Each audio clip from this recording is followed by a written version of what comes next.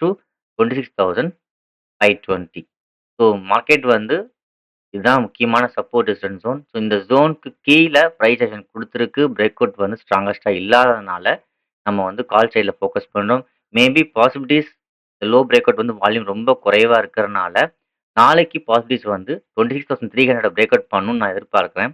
ஒருவேளை break out பண்ணாலும் sustain ஆகணும். ஒருவேளை இந்த ஹை ஃபெயில்ட் ஆச்சுன்னா, அகைன் மார்க்கெட் ஃபால் ஆக சான்சஸ் இருக்கு. கொஞ்சம் கேர்ஃபுல்லா இருங்க.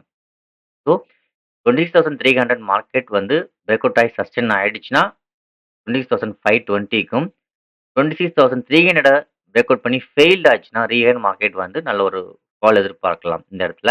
ஸோ அதுக்கான ஃபர்ஸ்ட் லெவல் 26,130.